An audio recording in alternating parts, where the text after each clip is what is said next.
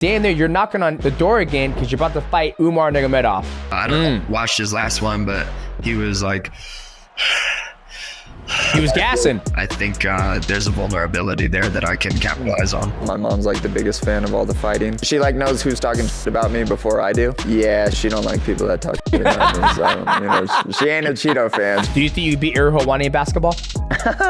Ariel, your nose is not gonna help you win this basketball game. You can get it anytime, and I will beat you in a game of 21 in under 20 minutes. That's actually a long time. That's actually a long time. Let's go 10 minutes. 10 minutes. 10 minutes. You can do fly knees. You're very dynamic how you move by going cutting lateral. Oh no, ladies and gentlemen, we have to go to a commercial break. His camera just died. My bad. That's okay. Michael will make it very good. Like, all right, now he's back. Oh, it's 15-time world champion, Demetrious Johnson. You're listening to the MightyCast.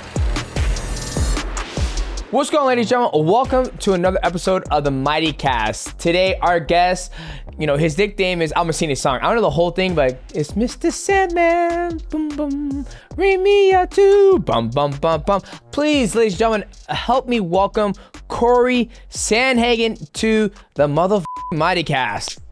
Cory, how you doing, baby? I'm good, man. How are you?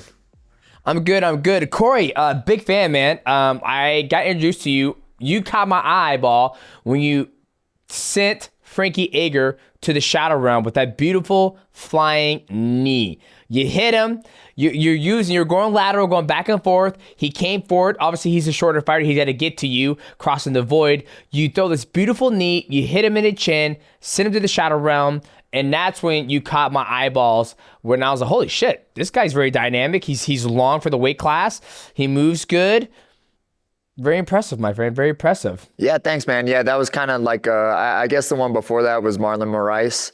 And I had a real nice knockout against Marlon. But yeah, that Frankie one was definitely the one that I think kind of like put me on a lot of people's maps after that one. That's what I love to hear. So I want to start from the very beginning. Each time I have a guest come on here, I always want to know, where was your beginning in martial arts, right? Because when I look at your style, I feel like you're pretty well-rounded, right? I feel on the feet, you move good, you have good strikes, you throw great combinations, but I can't really pinpoint like where you're beginning. Like when I talked to Robert Whitaker, I was like, yeah, he's a karate guy. When I talked to another gentleman, I'm like, yeah, you did this. Where did you start? Yeah, man. So I grew up actually just playing basketball pretty much my entire life. I was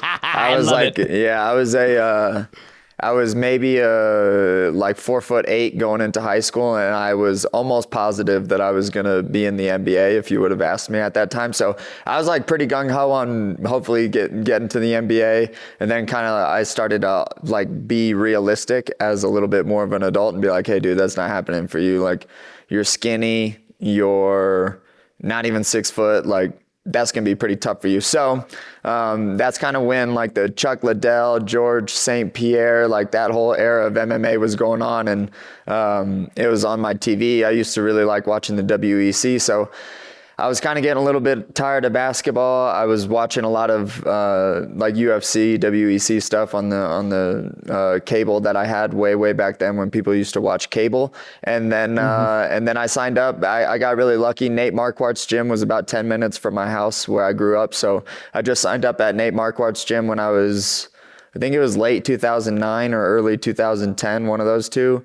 And then just kind of signed up at the gym. I started kickboxing, wrestling, and jiu-jitsu all at the same time. And I was just like, a kid that didn't really have anything to do. And that's what I chose to do. And then just the hobby turned into a career. And now here I am. So now I want to make sure I get this right. So you had no form of training. So you didn't wrestle in high school. You didn't play football. You basically was a baller. You played basketball from, I'm assuming, middle school all the way to high school. And then after high school, you're like, well, shit, I didn't hit that growth spurt. I'm still skinny. I'm not 6'2", 6'3". I guess I'll just go do something else. Yeah, pretty much. I didn't do any combat. I love that. I did a little bit of like Taekwondo as a kid, but I don't really count that. And then a little bit of boxing, but I don't really count that. I never competed or anything. But I'll tell you what, I was a basketball player, but I was a mean son of a bitch when I would play basketball. I tried to make it as much of a physical sport as I could. Wow, that is fascinating. That is probably the first time I ever talked to anybody who came from not, so did you run track at all, or was it just all basketball? No, it was just, no, like we were a basketball family. My sister played basketball. I played basketball. We were like, that was like our thing. And then I went to a pretty big high school too. So you didn't really get to like jump around and do a bunch of sports. You kind of had to like pick one because we were like decent at sports. So yeah, I did want to wrestle though. I did want to wrestle because like I said, I was getting a little bit sick of basketball, and I asked my mom because they're during the same season. So I asked my mom, I was like, hey, like, can I try wrestling this year? She was like, no, it's like your senior year. What are you talking about? And I'm like, well, I really want to try wrestling. And she's like, okay, you can do wrestling, but do you have to wear one of those things that they wear? And I was like, a singlet? And she was like, yeah. And I was like, yeah, I mean, I suppose we'd have to wear that. And then she was like, I think that you should play basketball. And I was like, okay, I guess we're not doing that. Wow, that's crazy, dude. Like, I would have never known that. Like, typically, that's one of the things I love about mixed martial arts is that if you have some type of form of athletic background, well, granted, you can do any sport, but I would have thought you probably played football, wrestled, did track. Basketball is it's an explosive sport, but it's an explosive and a long distance type of sport because you're constantly running back and forth up and down the court. And I played maybe 2 years of basketball when I was in middle school.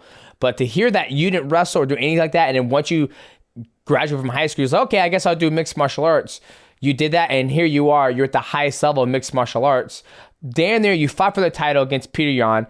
But damn there, you're knocking on, the door again because you're about to fight. I know it's not out there yet, but I'm assuming your next fight's going to be with Umar Nurmagomedov.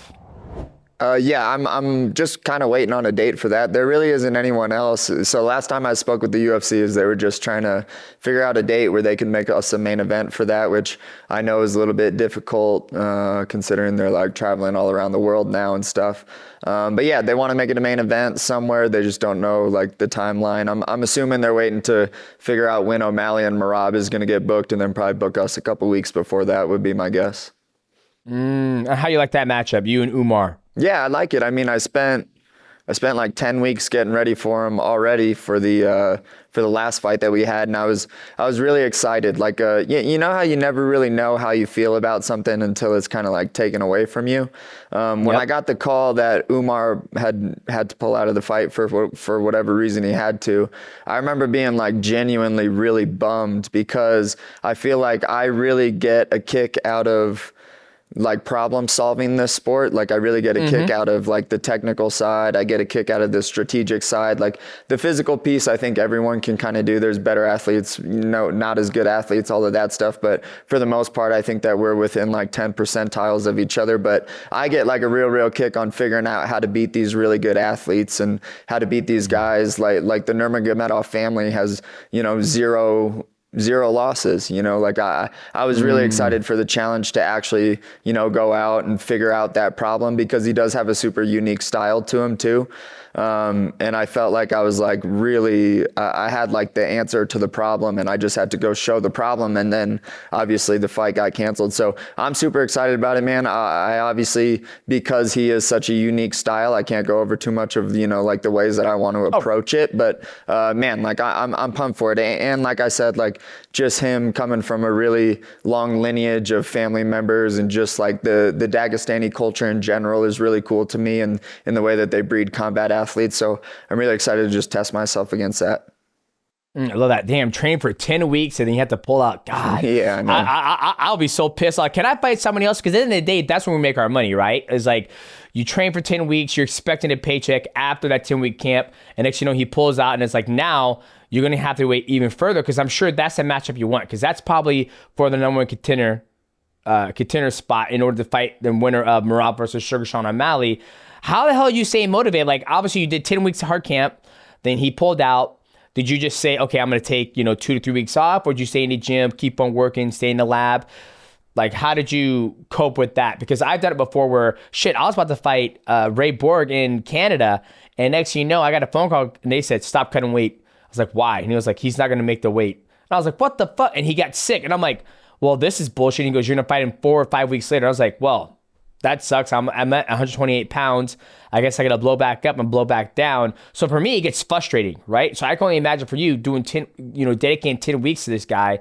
Next thing you know, he's like, hey, I got to back out. How did you cope with that when your body is almost peaking? Did you get to the point where you're about to peak, or were you just like, oh, I'm just going to chill? No, I was pretty peaked. So my, yeah, man. I mean, that's like having the Olympics around the corner, and then they're like, hey, the Olympics got canceled, actually. Like, that's like how much it sucks. But I ended up fighting Rob Font in that fight. I had like... Oh, so you did end up fighting. Yeah. So you still fight. Okay. I'm under the impression that because I thought that since he pulled out, you're like, okay, I'm done. I'm not gonna fight. But you end up fighting Rob Font. Continue. Yeah. I apologize. Yep, that's okay. It was a long time ago now, but yeah. So the Rob Font fight, I went in. I had like a really early injury happen. I tore my tricep off of like this part of my bone, and it kind of like went up. So that was like a major bummer. It was like a really, according to the doctors, a really unique injury too, and it felt really unique when it happened in the fight. Like.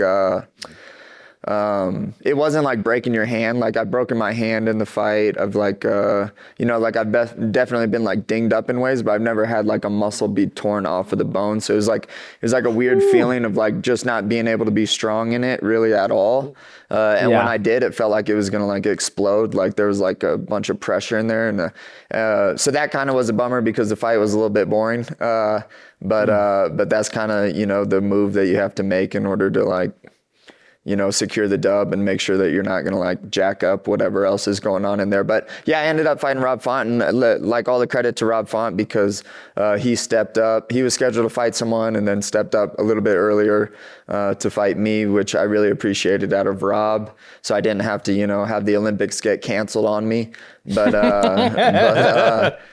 so that's how that went down. And then I pretty much just been recovering for a really long time. I've been adding in some new tools, like still getting with Ryan Hall and my coach Carrington and, still improving my striking and doing all of that stuff. So, so it's been all good, man. I don't get too bored in the sport. Like I realize that there's like almost infinite things to know about this sport. So I don't get too bored or I don't run into burnout too much. Every here and there, but not too much. There's just like too much for me to learn. Gotcha. What was the procedure to get that back on to reattach the muscle? Did you have to have surgery obviously you had to have surgery to reattach the muscle, correct? Yeah, I don't know. They like sliced me open here and then it was rolled up to here. So they like figure out how to pull it down and then they put little anchors in it. And I guess it's supposed to stay. So I guess I guess we'll see. He goes, scalpel. Boop. He goes, all right, it should stay, guys. Let's just pray. Yeah. And I'm sure somebody in the room was like, this is a high octane athlete, right? He's going to go back out there and start slinging and banging those pads, doctor. He goes, yeah, I know, but this should stay. Dude, I was like anchors. I was like, the anchors are like this big. I was like, how the anchors going to like hold all this, dude? Damn.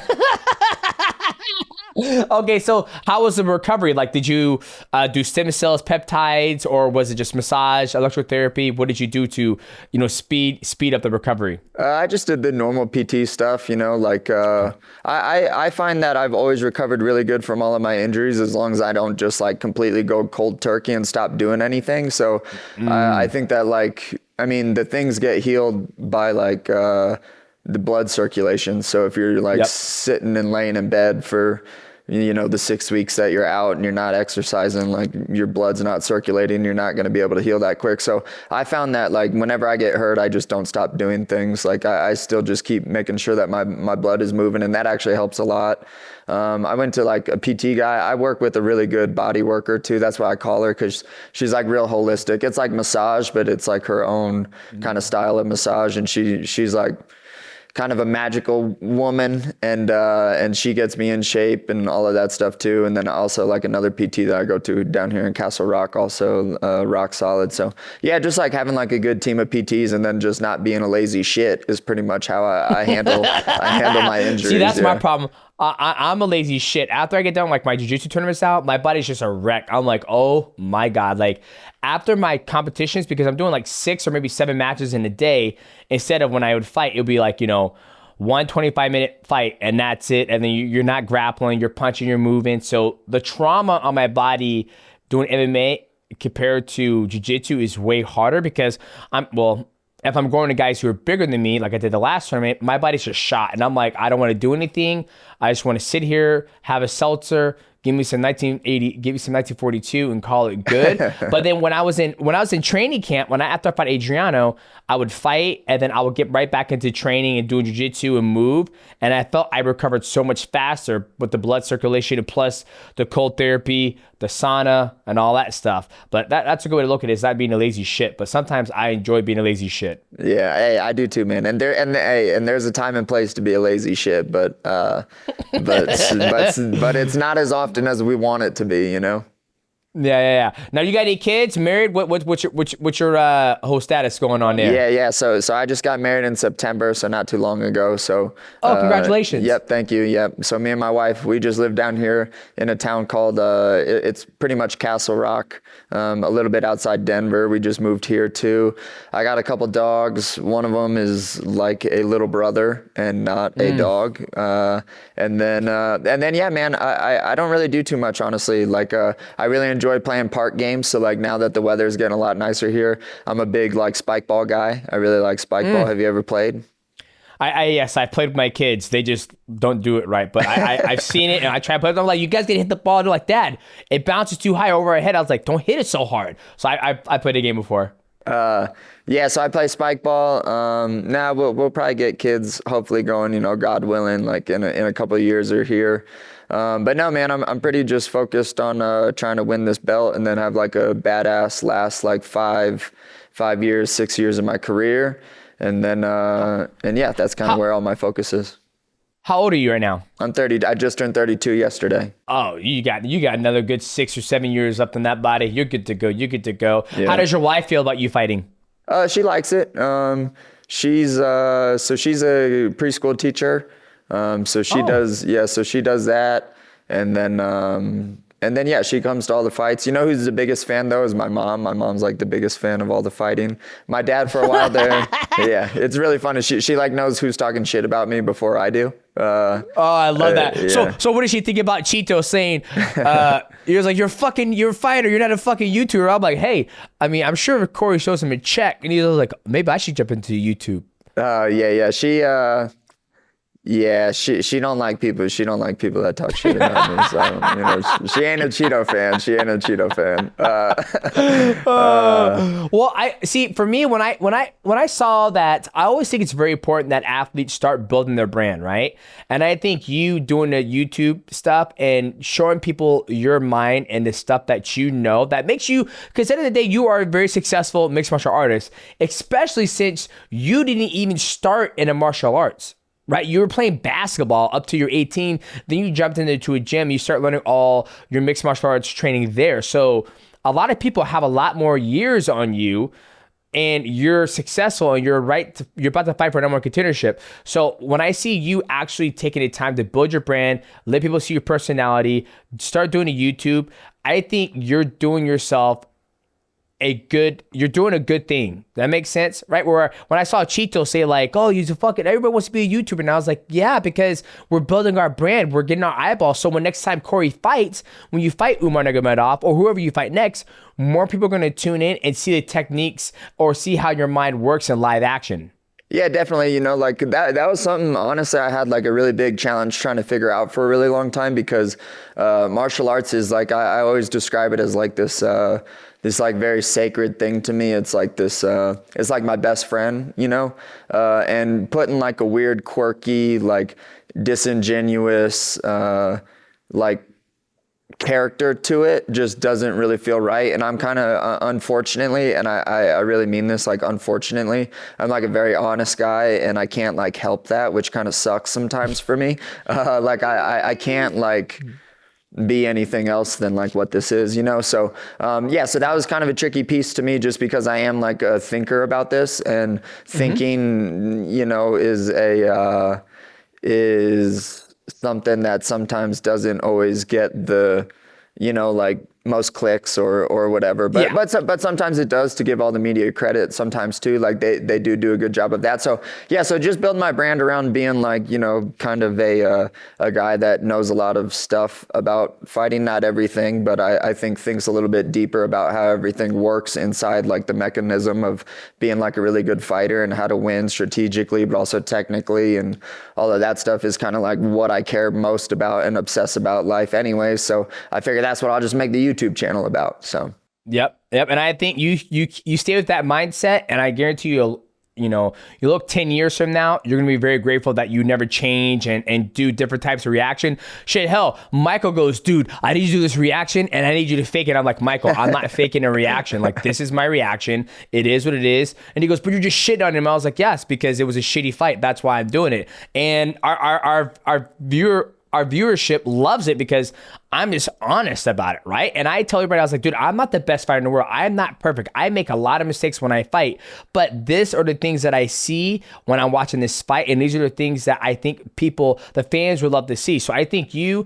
staying true to your heart, showing your passion, where you like to be a critical thinker when it comes to mixed martial arts or anything when it comes to combat. I think people are going to have appreciation for that in a long term, in a long run, where people, you know, if you're like, oh, what's going on, boys? It's Cory Sandhagen. I'm about to put this motherfucker to sleep. Da, da, da, da, da. And then next you know, hey guys, it's Cory. What's going on? They're like, who the fuck is this guy? They're gonna get to know who you are. That makes sense. yeah, definitely. Hey, you know what though?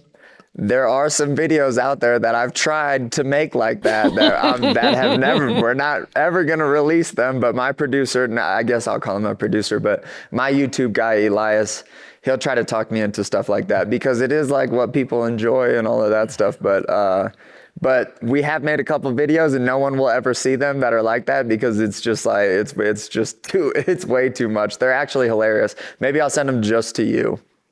Yeah, you should just post them and say, hey, these are bloopers. These are for fun, because I have a whole bunch of videos where it's like, I can't even do the ad, the read the ad or whatever, and we just take it, package it, and be like, hey, we're all human, right? We're all trying to find the best way to present ourselves. Sometimes we present ourselves in the best light, and sometimes we just fucking take a big ass L. So it happens. That is true. That is true. Okay, so I want to get back to this basketball. What was it about basketball that excited you, right? Because for me, I felt you're 4'8", right? So you hit a growth spurt. When did that growth spurt hit? I think one year I grew like 7 or 8 inches when I was like 16 or something. God damn, you hear that, Michael? Man grew 6 to 8 inches when he was 16 years old. Must feel nice. How tall are you now? How tall are you now? 5'8", 6'2"? Huh? How tall are you? I'm like 5'11". Oh my God. He's almost fucking 6 foot. I don't know, man. You might be able to still play basketball, to be honest with you. Yeah, maybe. What did get me into basketball? You know what? I think and one probably had more of an impact on me than the actual NBA. You know. Yeah, I thought and one was cool. I thought that just like tricky, cool, like street basketball was really cool. Like I spent a lot of my time like doing that as a kid too. It was like going to the park and playing, and playing for money and teams and getting in fights at the, basketball court and all of that stuff. So, yeah, I don't know. It was just fun. Yeah, just like any kid answer, like it was just fun. I don't know. Do you think you beat Ariel Helwani in basketball? I don't know how good he is, but absolutely I can. I'll tell you that. Oi! Okay, I want you, this is your opportunity right now. Give me a shout out. Call out Ariel Helwani right now in a basketball match. The floor is yours. He's going to see this now. I want you to be confident. Go ahead, Cory. Tell him. Ariel, your nose is not going to help you win this basketball game. You can get it anytime, any place. I'll come to New York or wherever it is that you live, and I will beat you in a game of 21 in under 20 minutes. He put stipulations on it. 21 points under 20 minutes. That's actually a long time. Let's go 10 minutes. 10 minutes. 20 minutes. Damn, it's been a while since I played. Oh, man. So you don't play? Okay, well, first, Ariel Helwani, what say you? 10-minute game, first to 21 wins, or first, whoever has the most points in 10 minutes wins. What say you? We'll give you guys a Mighty Plaque Award. We'll make it happen. Michael Wandsworth will get on it immediately to get you guys a nice little basketball. Maybe have the Mighty logo in the basketball. I'm not sure. I love it. I hope this happens. I truly do. I'm gonna push for it to happen. So do you play basketball now for like conditioning or whatnot? Nah, I'm a spike ball guy. Now basketball is kind of dangerous, man. Like you get tired. Like that's how Jamal Hill tore his Achilles. The last time we actually played all together, some dude from the gym, just like a hobbyist, came and just immediately tore his Achilles like in like the first sprint. And I was like, yeah, so basketball is a little dangerous. Spike ball is easy. You can play it in the grass. You can like dive around. It's not that big of a deal if you fall. But now I don't even know. I haven't shot. I don't even know if my tricep will let me shoot. Now it's still like you talking all this shit, calling out Ariel Helwani. He still plays on a daily basis. Yeah, you're gonna make yourself like a goddamn fool. The built-in excuses have already started.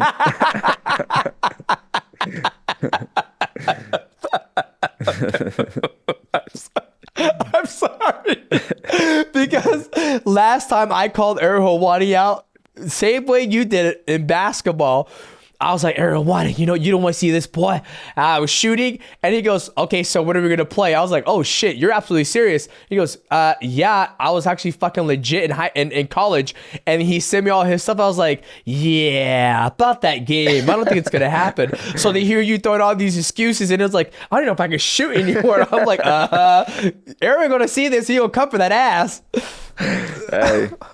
I still think I could beat him. Even with the best. I'll shoot lefty. I think I could maybe still win. Oh, I love it. Okay, talk me through your training camp, man. Like, what do you do?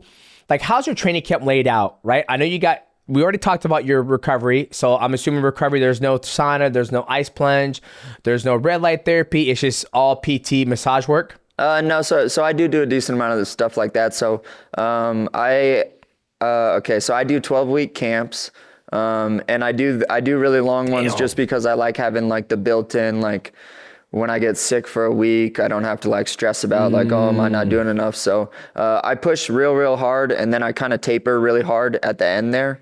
Like my tapers are a little bit longer than most people's just because I found that if you taper too quick, like that's when your everything kicks back in, and then you get a little bit sick and all of that stuff. So I kind of, again, like build that in a little bit early. So I start tapering around 2 weeks instead of, I think, what most people do, like the 10 days or 1 week or whatever. So the 12 weeks, it's at least 2 practices a day. I think 2 or 3 of the days it's 3 practices a day. I drill just a ton. Like if there's any like difference, I think, in what I'm doing than what a lot of other people are doing, it's probably just that I like drill a lot. Like after almost every practice, I drill. Sparring is what I use to like condition myself. I still work with like strength and conditioning coaches. Most of the recovery that I do is like cold plunge stuff. And then I do that red light thing. I actually just started liking that red light thing. And then once a week, I really like to sit in the sauna and like really roast myself and have myself be used to losing that amount of water and then being able to bounce back from it. So I'll do that once a week when I'm in camp, like, and just like really like kind of push it in the sauna. And then what else do I do? That's a lot of shit you do. Why 12 weeks? Like I feel like you're a guy who's always in shape. Right? Like, so you're always in shape. I don't see you ever, sporting a fucking a beer belly. So you're in shape pretty much throughout the whole entire year. And then you start a 12-week camp where I'm assuming you kind of ramp it up and then you slowly taper off and then you fight. Why? I know. Do you think you can get away with maybe an 8-week camp? Yeah, for sure. Or are you completely out of shape and then when it's time for the camp, you get into a long 12-week camp? No, I'd say I'm probably, fight shape's definitely different than anything else, but I'd say I like probably lurk around like 60 or 70% of like actual fight shape most of the time. Okay. And then like, I think that like in 3 weeks, I could probably be in like good enough shape to go 5 rounds if I needed to. But I do the 12 weeks, man, because like I kind of said, like, the sickness and all that stuff. You want to make sure you cover all your bases. Yeah, that, but also like I'm kind of a thinker and I learn a lot and I really figure out things that I didn't even have questions for before. And so that goes a really, really long way for me. That's why I enjoy having like a really long stint in order to figure people out. Like in that drilling, like a lot of my drilling is being like having one or two of my training partners watch all of Umar's fights or all of my next opponent's fights, and then have them emulate exactly what they do, and then really dig into how their style works and then how to break it, but not in like such like a one layered note that I feel like some people sometimes do, where they'll be like, hey, this guy has a good jab, like just know how to get around the jab. I think that I think that anytime someone really excels and does anything at like a really high level, there's things that you don't get to understand without actually digging really deep into what it is that they're doing. And I think that that's like one thing that I really try to do is like week after week after week digging into why it is what they're doing, but also like why it is that that thing is working for them. And then once I can figure that out, then I feel like I can really like break them down and attack them stylistically. Gotcha. And so the whole tour camp is not you just running your body into the ground or into the dirt. You're actually focused on, okay, more of the critical thinking of why is this person successful? How do they make it work? And can my guys emulate the best of the ability? And can I decipher what that person is doing essentially? Yeah, pretty much. Yeah. And then, yeah, you go down like some really cool rabbit holes when you do things that way, you know, and like, I enjoy it. It's like super fun for me. So the 12 weeks, they feel long as in like, once I have the process. That's fucking long. That's fucking long. That's 3 months. Yeah. Yeah, I know. I'd rather be like, go into a test being like, God, can we get this over with? Like, I know all the answers, than to go in and be like, I wonder how I'm going to do. You know what I mean? Yeah. Yeah. The way I see it. See, I felt like sometimes like my camps, because I'd be like you, where I'll just be training throughout the whole entire year. Granted, there was a point in time in my career when I fought in the World Grand Prix. That was probably like my favorite time of me competing, because it was like boom after another. Almost kind of felt like my amateur days, because when I was an amateur, as I'm sure you had an amateur career too, you don't get to know what your opponent does, right? It's like, hey, I'm fighting this guy, he's 3-0, and we're gonna run it. And when I was doing the World Grand Prix, it was kind of like that. I fought Yuya Wakamatsu, so I got to study him a little bit. And then the other side on the bracket was Tatsumi Wada. And then not even too much, maybe 6 weeks later, I'm fighting him. So I couldn't get like a full-blown like 8 to 10 week camp to prepare for him. It was like, I got to make sure I'm in good shape. He's going to do X, Y, and Z. That's it. We're going to go out there and fight. And then right after that, I tore my rib and my cartilage in my rib. Then I fought Danny Kinda. And so I was like, okay, I just can't stand in front of him. He has a spinning back kick. We're going to fucking run it. And that was probably like my favorite time competing, because I didn't have the 8 to 10 weeks to sit there and think, okay, he's going to do this. I got to do this. He's going to do this. I got to do this. It was like, fuck it, we're going to fight. We're going to run it, see how it goes. And the money was good too. Yeah, that helps. But yeah, that sounds fun. That sounds like a challenge that would be like intriguing to me as well, other than just like hyper focused on one guy, because it does get a little old. Like 4 weeks away, you're just like, yep. Is it? Yep. That's but yeah. Yeah. Oh, so how much weight do you cut? I walk, like if I'm heavy, I'm around 160. That's like me kind of being on the heavier side. So I think. Oh shit, you cut to 35 though. Ooh, that's a lot. Yeah. Well, I'm usually about 156 once I start getting in a little bit of shape, and then I just try to lose 6 pounds before, you know, the week of the fight, and then that week of the fight, if I can go in 15 over like that, that's kind of no problem. That's what it is, a sweat, but it's kind of like he said it is a sweat. But now, do you think you go up to 145 eventually? Because you are going to get older, right? As you get older, as I got older, my bones, my muscle got more dense. Yeah. Now I walk around 150 pounds. And I don't ever see myself cutting down to 135 again. I'm like, that shit's too far. I'm not losing all this muscle I put all the time in the gym to put on.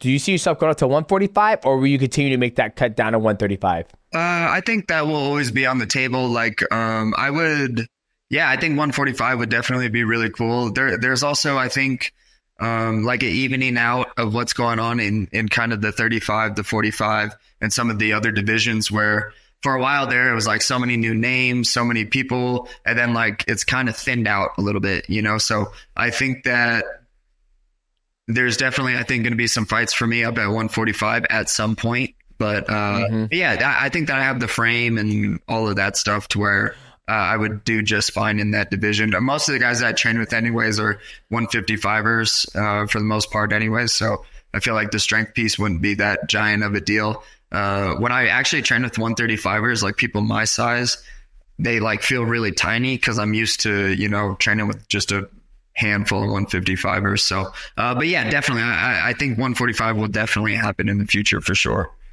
Well, you definitely got the fucking frame for it. You're 5'11". So, yeah, I don't think you'd be, you know, on the shorter end of 145. Shit, even hell, 155. You'd probably be taller than some of those guys. Yeah, those are some big guys, though. Those are some big What you got, Michael?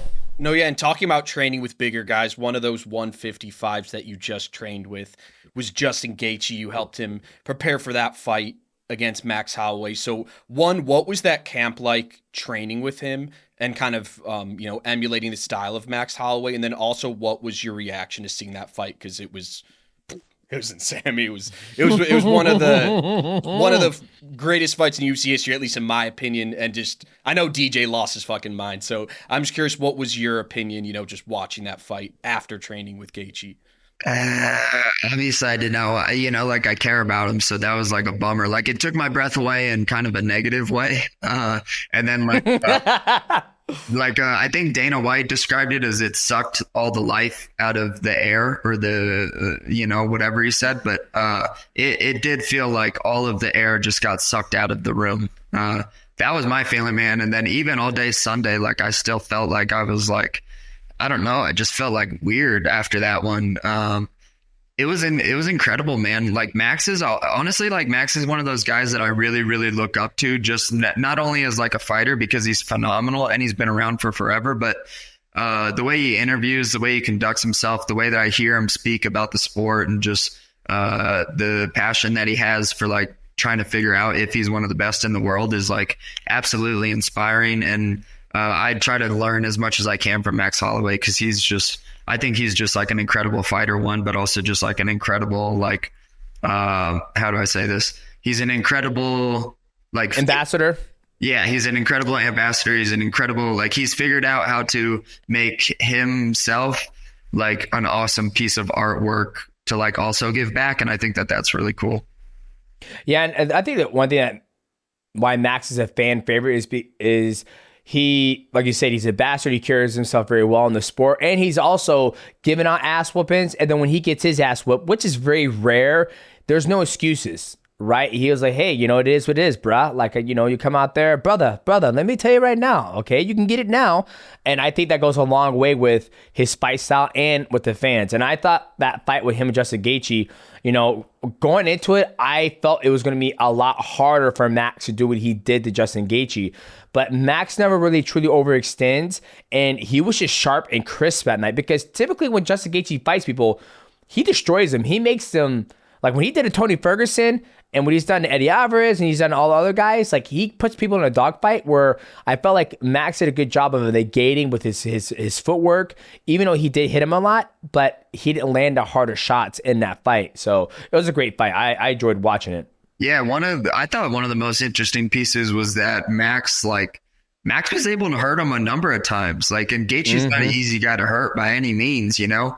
That was incredible. I think that like him being able to just eat all of those low kicks, like I think that if that's a different person, like those low kicks, oh yeah, you know, like that was incredible. That, yeah, the whole fight, yeah, they stole the show for sure, big time. That was like one of the best fights I've ever seen in my life. Yeah, the way I felt like that fight made 300 special. Oh yeah. Not taking anything away from everybody else, but I felt like it was a great chocolate sundae and it had the whipped cream on it. And I think that Max fight just put the cherry, just put that finishing touch on that card because, you know, I was shocked by Cody and the Figgy fight. What? When you look at Kayla Harrison versus Holly Holm, what Potan did to Hill. I mean, he's up and down great fights and finishes. And then you see what fucking Max Holloway did to Justin Gaethje. I was like, mwah, okay, that was a great card. Yeah, best card of the year so far. It's hard to imagine that it will get topped, but poor 301. Oh fuck! Now, have they given you a time frame where you're looking to get back into to action and fighting, or no?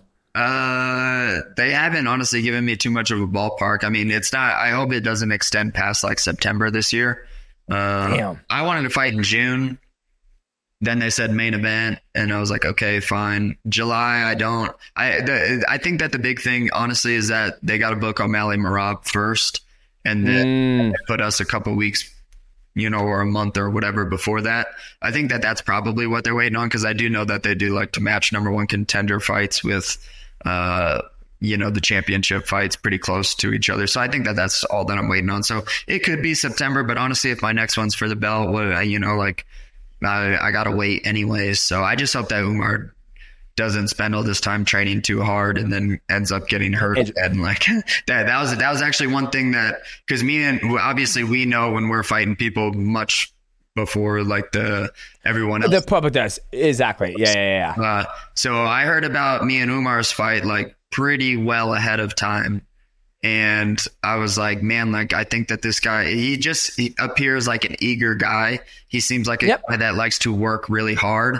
And I do know that if that isn't like capped out with some like level of experience or like, for lack of a better word, maybe maturity, like you can definitely overtrain and then it turns into injuries all the time. And I kind of like saw that coming just with how early it was. So I hope, if Umar's out there listening, like, hey, please don't train too hard too soon. Leave yourself for, the night so that we can actually show up and like do this thing together. So. Yeah. Well, yeah, if they were smart, they would book you and him on the same card that Merab and Sean fight. That way it gets the eyeballs. It's like, okay, everybody's going to tune in to see Sean or Merab fight. They'll also tune in to see you guys, but more extra eyeballs on that just because, hey, the person who wins between Umar versus Cory is going to fight the winner of Sean O'Malley versus Merab. That's how I would do it, but obviously I'm not a promoter or whatnot, but I think it helps segue and tells the storyline a lot better, right? Like for me, when I watch mixed martial arts now, I like to get behind people's story, right? It's like, I feel for me, when I look at your story, you get so close. You've been very close to fight over a title. You had that fight against Aljo. You guys exchange in a grappling exchange. He's able to choke you out. He goes on fights for the title. Then you get on another win streak. Then you fight Peter Yan. That was for the undisputed, or was that for the interim title? That was for the interim belt. That was for interim belt because I think was Aljo injured, right? Or yeah, Aljo got injured maybe like 5 weeks before. Yep. That's right. And so you fight him. You come up short again. Amazing fight too, by the way. Watch that one. And then he goes off and fights Aljo. Aljo beats him. And then here you are again, back on that long running streak where you're right at that tip of the iceberg. And for me, now that I cover the sport as an analyst and I do the podcast, I'm like, okay, now here's a huge test against another guy, Umar Nurmagomedov, who's been there, who's right there at the cusp, who is going to prevail to be able to get that opportunity to fight for the undisputed title and become a champion against Merab or Suga Sean O'Malley. That's what gets me excited when I cover this sport now. Now it's like there's too many people out there who are so good at fighting. They do all amazing things. But for me, it's like the stories that get me, that catch my eyes. And I think it also catches the fans' eyes. So I think if they set it up like I just did and say, okay, the winner of this is going to fight the winner of this guy, I think it'll do great numbers.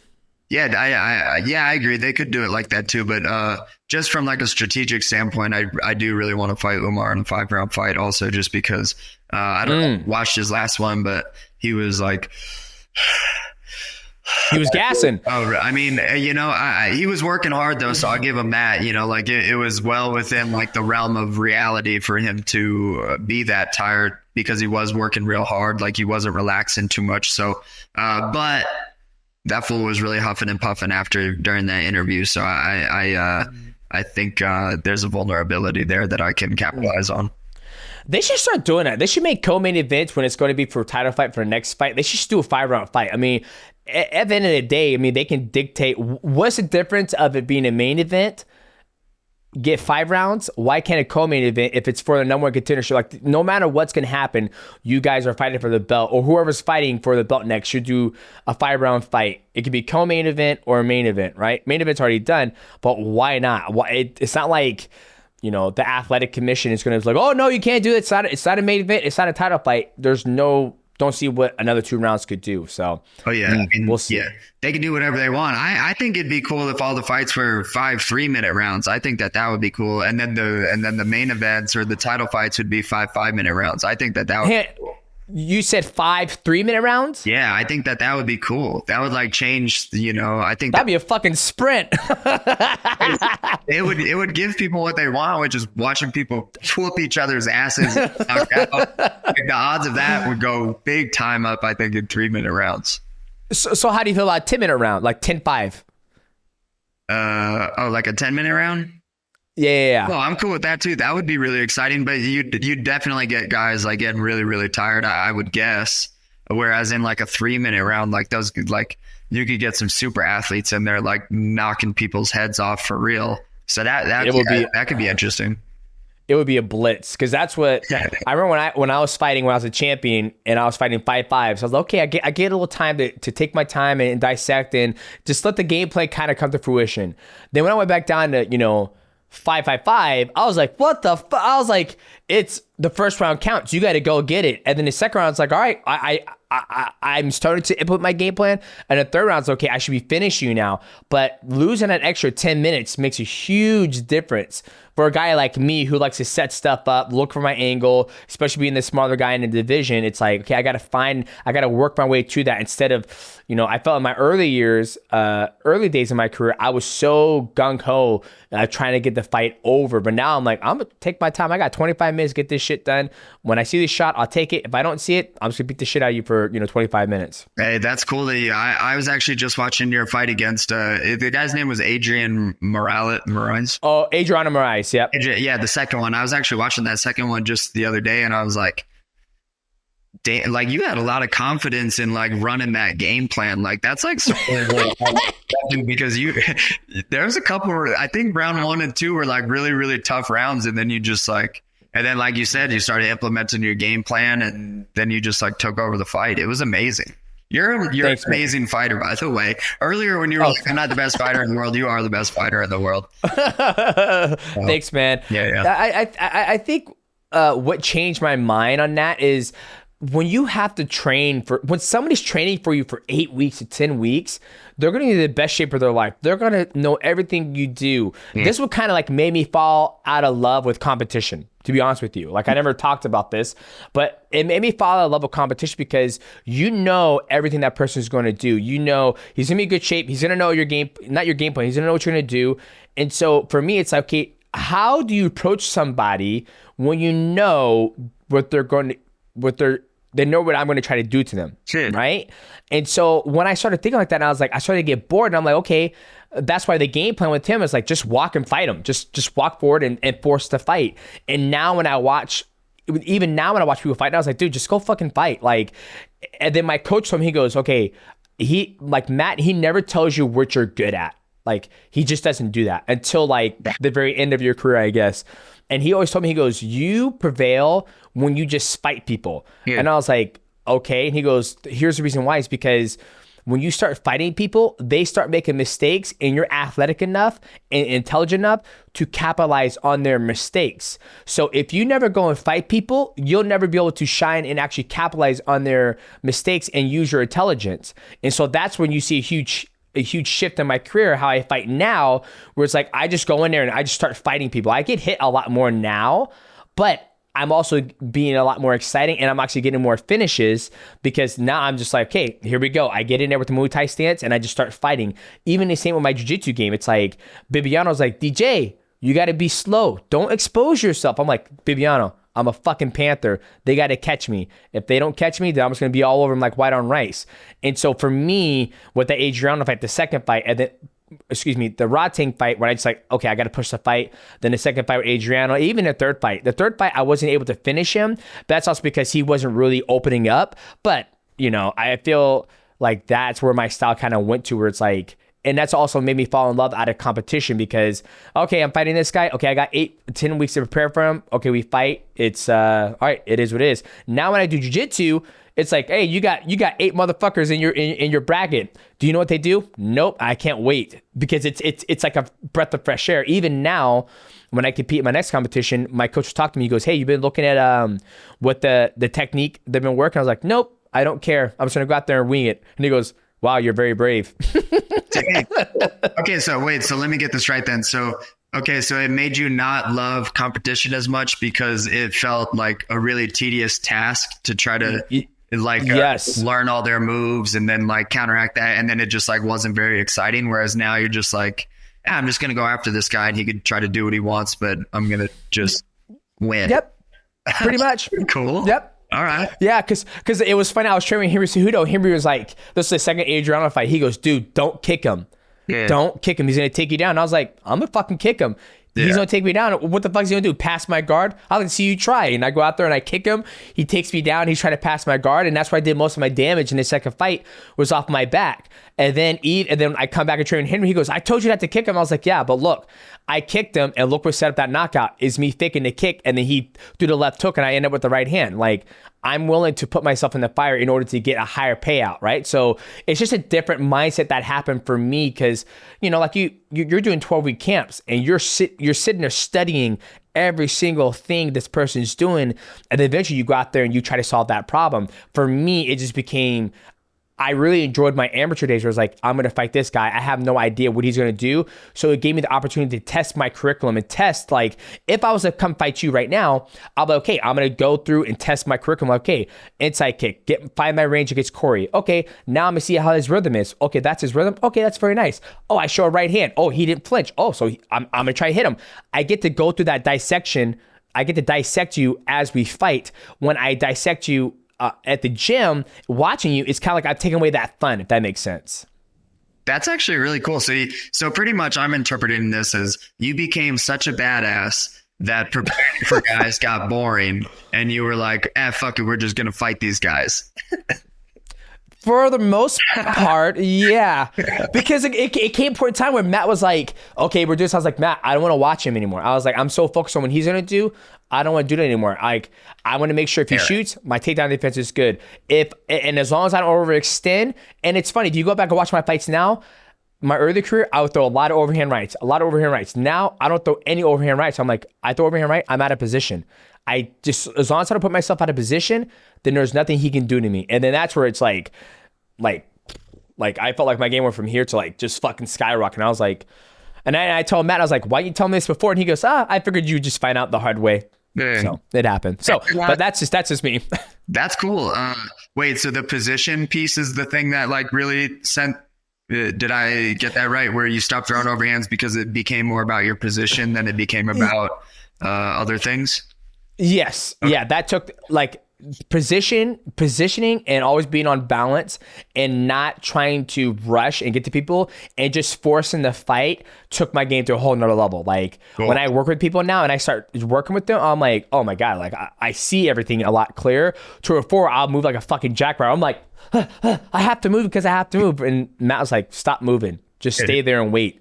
So that's actually really cool that you came to that conclusion too, because that's one that I've been finding as being like way more useful as well. Like I have a series of instructionals and the way that they're broken down is into position, space, and then like your advantages are pretty much like your angles.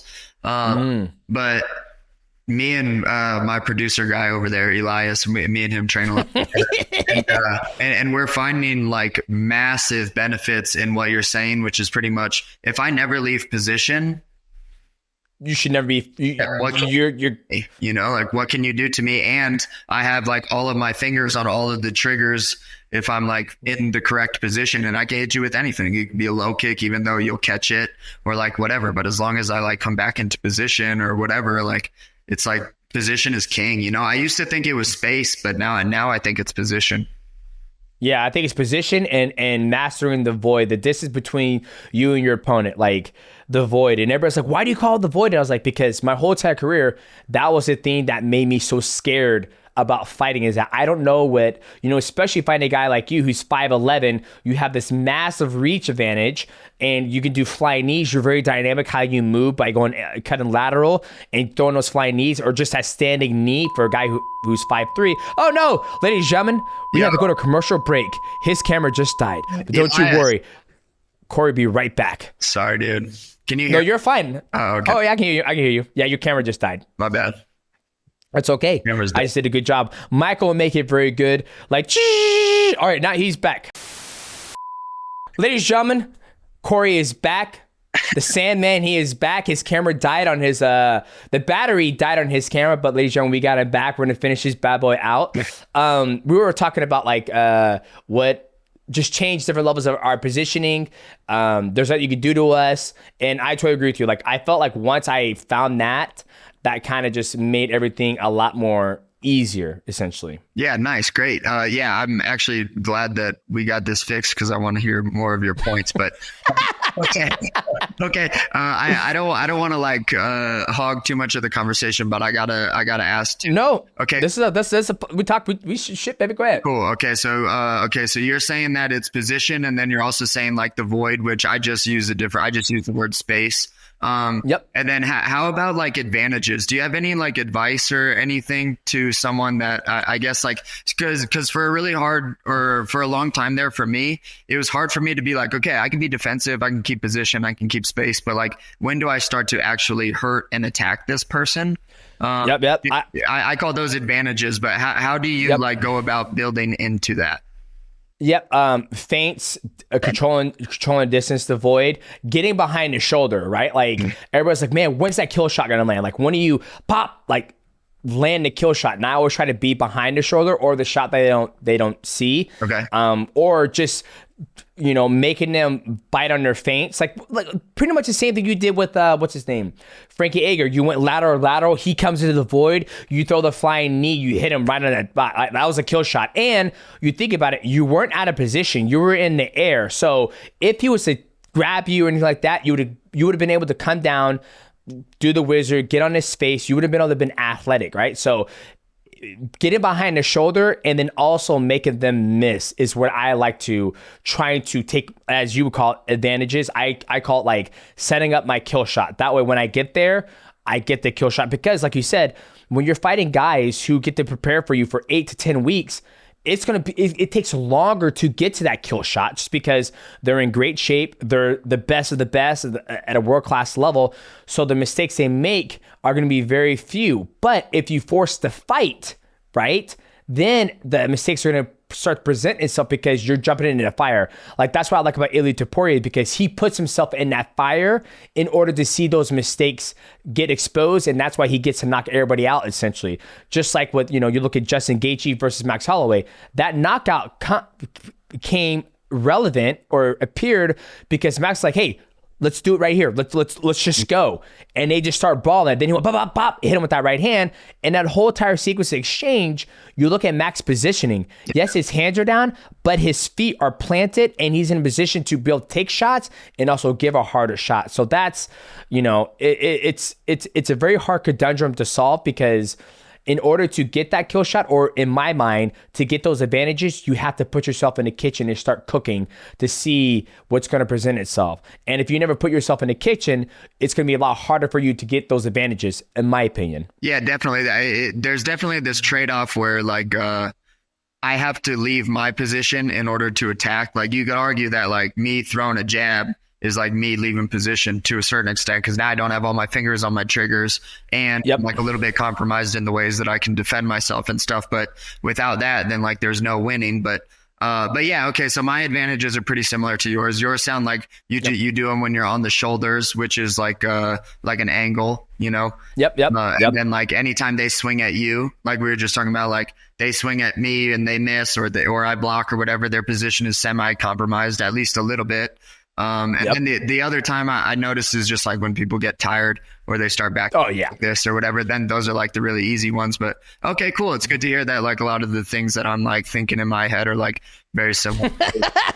Like someone who I really, really look up to as a fighter. So cool. Nice. Good to when I see you fight and work, I'm like, wow, like that's what I see when I look at it. I was like, God, he's just so dynamic. It's like you never know what you're gonna do. Right. Like, I don't know if you're going to go out to wrestle, if you're going to stand up, if you're going to do any grappling. It's very hard. Now, I think that's a good thing to have, especially you're so much longer than everybody at the 135. But I feel like everybody's starting to get bigger. You look at Sugar Sean O'Malley, Aljo, he just went up. You still have Merab, who's 5'4", 5'5", my height. You have Figgy now, who's tall. Cody, he's tall. So you have a lot of taller guys. So you being at that that upper echelon of 5'11", you have a lot more wiggle room to throw your jab because they have to come into the void to get to you, and you can pop them moving and come back with a hard right hand. So I've been watching you. You know what you're doing. You keep doing what you're doing, dog. You keep doing what you're doing. Michael, is there anything else you have for Cory? Anything you want to throw at him before we let him go? No, yeah. So Cory, I actually wanted to apologize to you right now for something. So when you fought Chito, I placed a bet with Henry Cejudo for steak dinner. Have you been a steak 44 before? No, but I did see that video. I got a bet with my producer, Michael Wanzover. You guys egg him, TP him.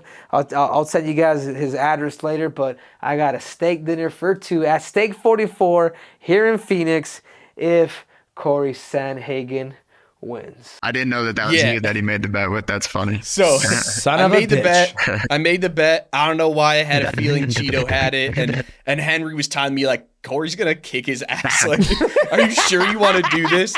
Whatever. Fight happens. I don't know how it was split decision. I was when that moment happened that other judge gave it. I'm like, oh, maybe God is stepping in right now to make me not have to pay for the Steak 44 dinner. But no, you rightfully got that win. I think the bill was maybe like $700 or something. It was it was four people, Henry and his wife, and then I brought my brother. But I do thank you for. It was my only time I've been to Steak 44, so it was a nice steak dinner. But no, it was, I apologize for. I'm never betting against Cory Sandhagen ever again. So that's the long story short. I accept your apology, and honestly, I don't blame you because Chito does have kind of a thing where you know, like I thought he was going to do a lot better against O'Malley than he did, and looking back, I'm like, that was a little silly for me to think that. So I understand where you're coming from. Don't ever do it again. That's a little silly to think like that. Shame on me.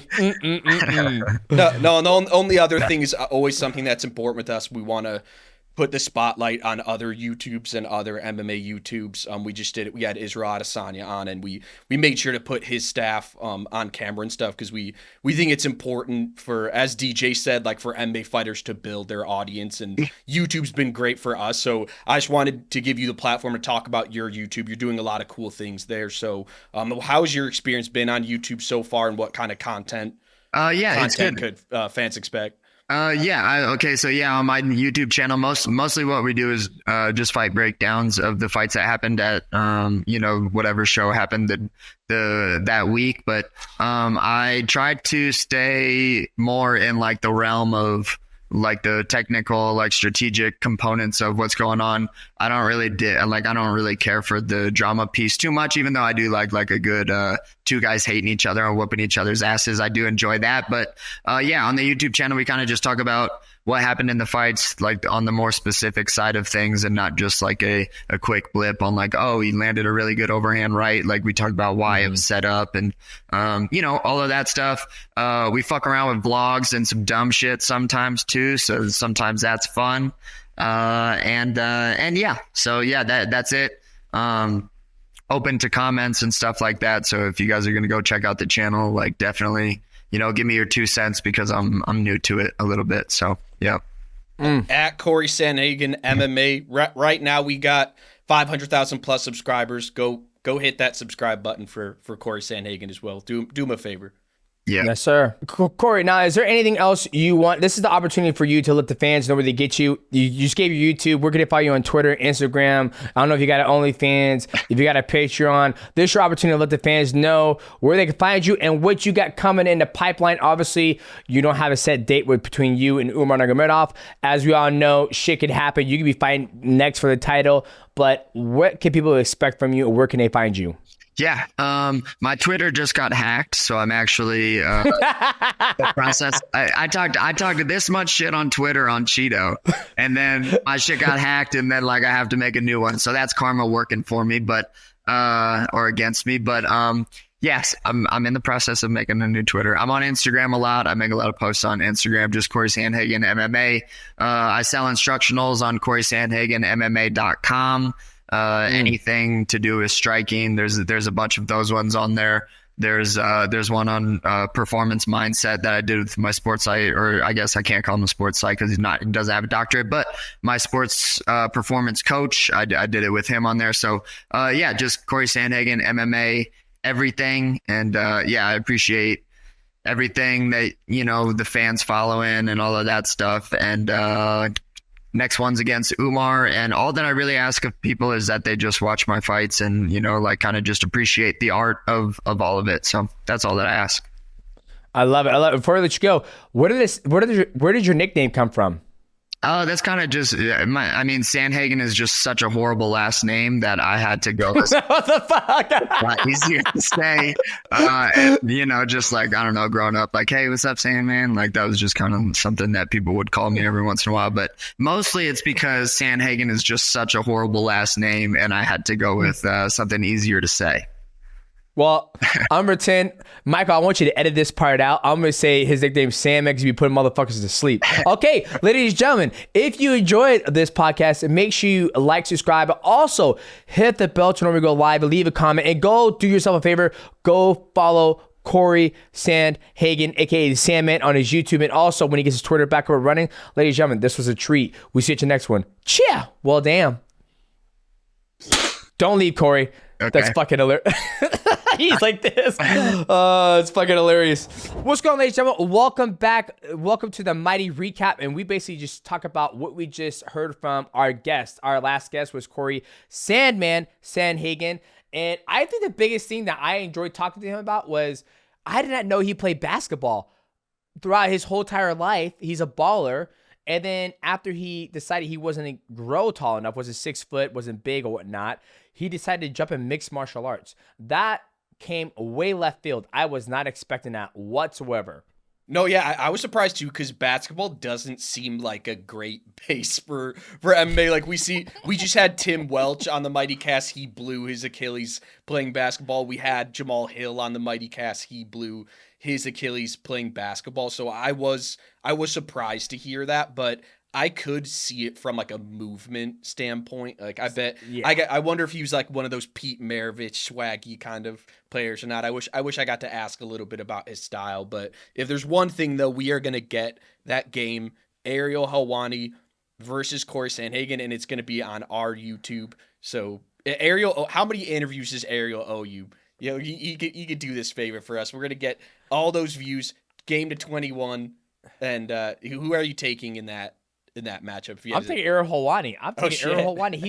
He still plays. He still plays. So I'm sure his Achilles tendon is not going to give out.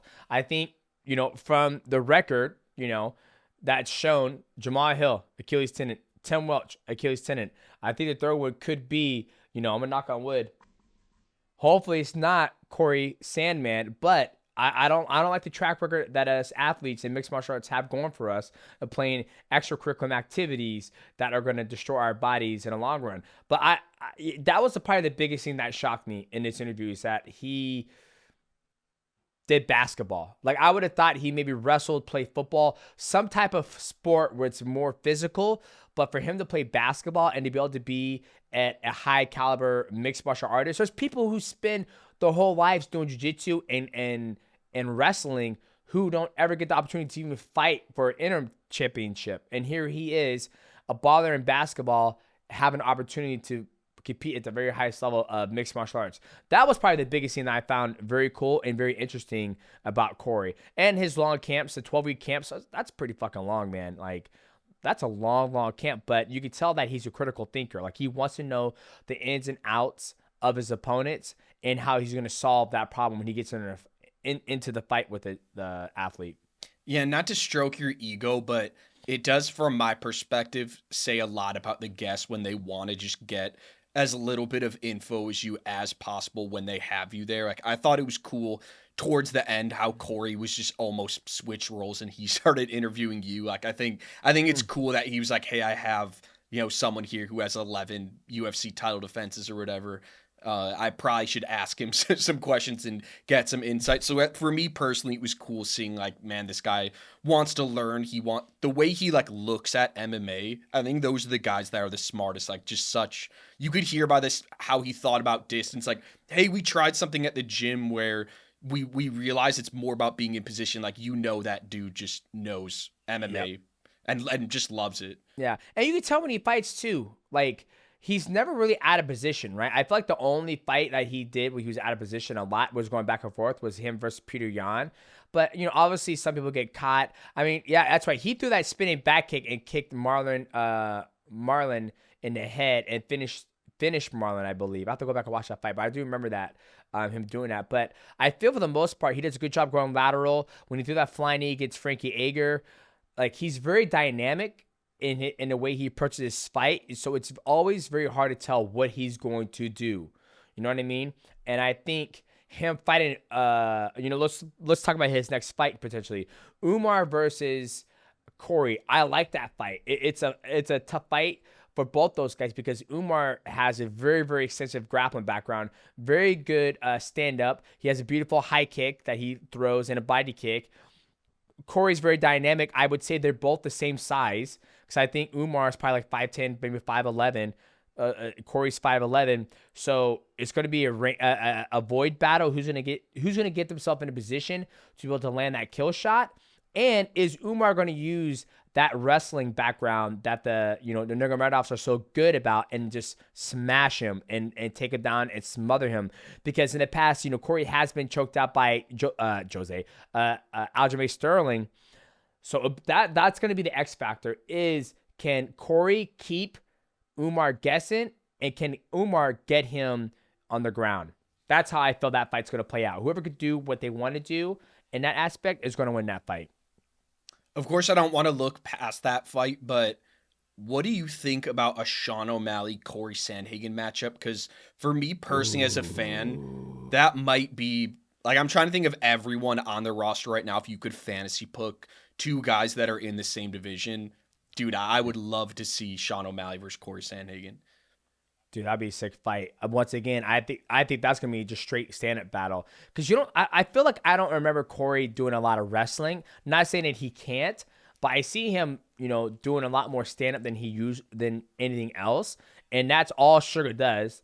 Sugar's gonna move. I like how you said that when the infamous bet I lost, Cory Sandhagen versus Chito. That was what he did in that fight, was use his wrestling for 5 rounds. Oh, really? Yeah, he did. We'll so see. You might need to might need to rewatch that one, but yeah, I did. Not to interrupt, but I do want to say Cory has used his wrestling when he needs to. That's different. Chito Vera doesn't move like Sean though. Like, Sean moves way better than Chito. So if Cory's going to use his wrestling, he's going to have to use wrestling like Merab would, which is just smother Sugar Sean. And I don't think Cory would do that. I think Cory, the analytical person he is, he's going to see if he can outstrike him on the feet. I feel like the thing what makes Sean so special is that people have a hard time getting to him. And then when they do get to him, they're out of position. So he's able to defend a takedown. To if you look at Cory versus Chito Vera, Chito doesn't move very good on the feet. Chito's he stands still. And the shot, if Sugar Sean O'Malley wanted to wrestle Chito, he would have been able to wrestle him easily because he doesn't move. He doesn't have a very, he doesn't go lateral or whatnot. But who knows? I don't know everything. And if Sandman wrestled the hell out of Chito, maybe he can wrestle the hell out of Sugar Sean O'Malley. Yeah, and I also totally forgot too, his last fight against Rob Font was even more wrestling. He landed 7. Yeah, he let that fight. Was not. I don't want to say it to Cory when he's on the pod, but it was not very fun to watch. But yeah, he was injured going into it. Yeah. Well, he is injured going into it, but he said he also tore his tendon from the bone during the fight. Yeah. So and we actually saw him. He was at a comedy show that I was at a couple weeks after that, and if anyone thinks he was somehow making that up or something, he had this huge sling on. So yeah, I do agree that had an asterisk, but remains to be said, Cory has shown like, hey, maybe I could use my wrestling when he needs to. So yep. I think, but that doesn't mean in any way he's doing it because he doesn't trust his striking. It's that he's doing it as having another tool that he can use. Absolutely. Now when Sean O'Malley's watching film, he'll know like, hey, it's not going to be straight stand-up. There's a chance Cory's going to use his wrestling. So I think that's more of the takeaway. But so when you look at that fight right now, you don't want to make a prediction, but do you give anyone the edge in a hypothetical? Well, actually, let's. Yeah, I'm gonna scrap this. I don't care because I don't want to talk about that fight. Let's first just say Umar, Cory. If right now where you're kind of leaning with that. I don't know because I haven't watched much of Umar's fights and obviously much of Cory because you just schooled me on the wrestling aspect. But I feel like looking at those guys from the outside, I feel Umar has that wrestling background where it's very, very dominant. It's just not him who has it, but Islam Makhachev, Habib, Umar Nurmagomedov, the list just goes on, or the Nurmagomedov out of the Eagles MMA club. They're just so good at that. And he's also athletic, has a beautiful switch kick to the high 10. I'm assuming high 9. It's going to come down to, like, how is Cory going to approach it? And sometimes I feel like when people overthink things, they get in their own head and they just don't let themselves go and just go and fight. You know what I mean? Like 12 weeks of critical thinking can also be good and also could be very bad. Because sometimes for me, when I overthink things, it becomes way more complicated. Instead of like, okay, this is what he's going to do, I'm just going to go fucking get him. So obviously it might do well for Cory, but that could be a hindrance when he's fighting a guy who's as dynamic as Umar Nurmagomedov. Who knows? No, yeah, and I think just overall someone like Cory, I guess my biggest takeaways, those are the guys you root for in MMA because you could tell he's a great guy and a true martial artist, like just absolutely loves this shit, reads up on it, studies it, and and I'm also a fan of his YouTube. I'm going to once again, no excuses. Seriously, go hit click out of this video if you have to. Go subscribe to his YouTube. But no, he really does do great work and just so damn entertaining. So I'm looking forward to that fight. Maybe when we drop this podcast, we'll know the date. But like he said, maybe they're waiting for Sean O'Malley, Merab. But either way, I love that almost mini tournament we're getting. Like shit, if those 4 guys, I think whatever the results are, I want to see the winners face each other and the losers face each other. 100% of those 4 guys. So I'm hoping that's how the UFC plays it as well. Absolutely. And you still got Figgy in there too. I mean, I know he's on a 2-fight win streak. He was a former champion at 125. Now he's coming up to the mix. So it'll be nice and interesting to see what he does in that weight class as well. I mean, granted, he's like 34, 35, so the clock is ticking on him. But I think right now the bantamweight and featherweight, they have some interesting matchups there. And it can go either way, and I'm excited to see. So what a time to be alive to watch, the 135-pound division in the UFC. So ladies and gentlemen, if you enjoyed this Mighty Recap, we're going to do a vote. Do you want this recap to be called the Mighty Recap or the Mighty Cap? We're going to give you guys the opportunity to vote to help name this segment of the podcast. But once again, I am your host and my co-host, a.k.a. host, my buddy Michael Wandover. I'm your host, Demetrious Johnson. We appreciate every single one of you guys because without you guys, this channel wouldn't be shit. So we appreciate you guys showing us love, subscribing to the channel, and leaving a like and comment. We truly do. We out. Peace.